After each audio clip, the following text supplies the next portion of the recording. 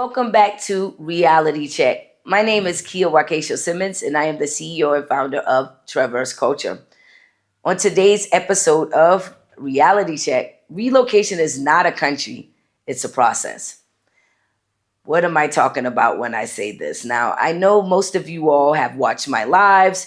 You've watched some of our content of individuals that we have relocated and families, but we really haven't gotten into the real facts and numbers of what it really means to relocate and how much that can affect your sustainability if you are not properly prepared. So let's talk about preparing for relocation. One of the things that we often see when individuals relocate themselves here to Kenya, they totally forget the part about relocation being an investment. It is an investment. It's an upfront cost where you should have capital. But let's go back a step further. Take myself, for instance. My relocation started 30 days before and then 30 days on the ground, which I did use our 60-day program. I'm not saying that because I'm trying to sell you. I actually used my own 60-day process because I would not have done it any other way, right? So 30 days prior to me relocating, got my house sold. I have to pack up the house. That costs money. I had to sell all of my furniture, which costs money because I went half in on the U-Haul truck. I had to prepare in terms of getting my international permit. I needed to close out some debts that I also had back in the US. So that was money taken out of my funding to relocate. So even before I got to Kenya, I probably spent a good $10,000 to prepare for my relocation. Now, let's talk about when I landed. Now, I did say that I did use my own company for relocating to Kenya, but that didn't cut my cost in relocation just because I used my own company, right? So I kind of had an idea. In fact, I had a great idea of what my budget would look like in terms of what I needed to spend once I was here on the ground. But some of the things, even with me having a relocation company, I did not know that I needed to spend the money on, right? So let's talk about how much I really spent in relocating. And I'm only sharing this with you all because these are the facts that you see most people on the internet will not share with you. They fill you up with all of these dreams like, oh, all I pay is $500 for my rent and I only pay $6 for my water. And then you're listening to it like, oh my God, I can relocate off of $10,000. And that is not the reality. You will soon find out really quick that that's not the reality. So let's talk about the money. So with me moving here, I had to pay the first 3 months rent, plus the deposit of where I live at. And my rent range around between around $1,000. I'm just being honest and transparent with you all. And so you're already at almost 5,000 USD right there for your housing. Now, that did not include the 30-day temporary housing that I was in prior to finding my permanent housing, because you're not going to just move here and jump up and, well, you shouldn't find permanent housing online and then view the house once you arrive.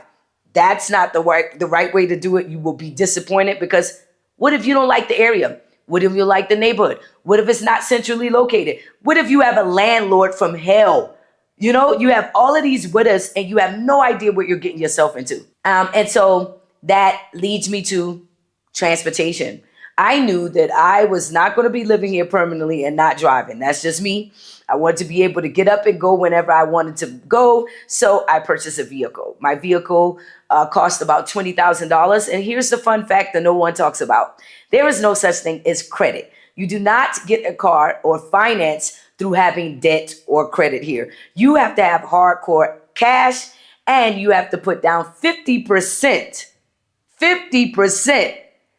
of the amount of which the car cost, right?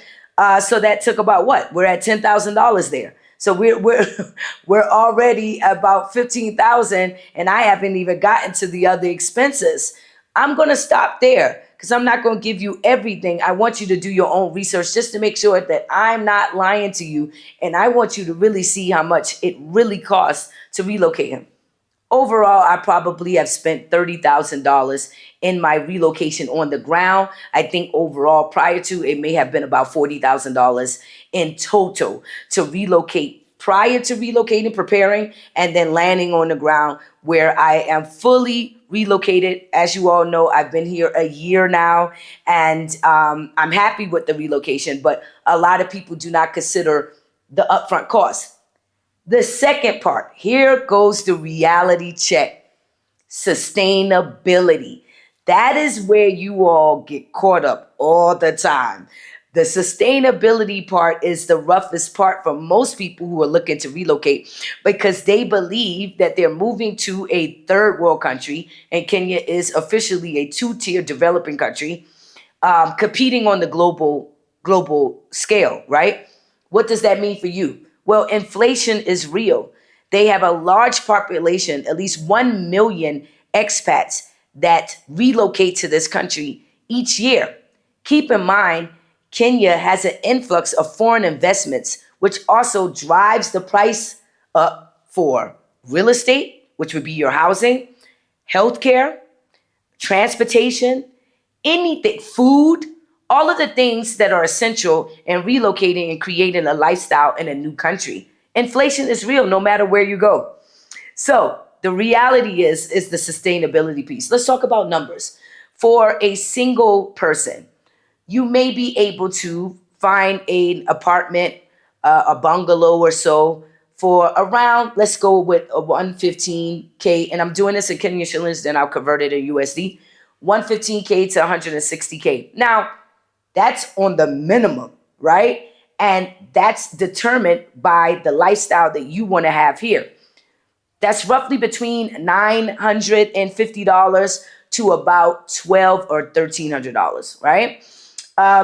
But again, you have to take in the daily expenses. And this is where it gets a little tricky. This is where I'm finding it a bit tricky for me because even myself, I find I'm spending between at least $80 to $100 or more a day. And that's based in business meetings, transportation. I got to put gas in my car. I want to eat, and I want to eat at a certain level and a certain experience.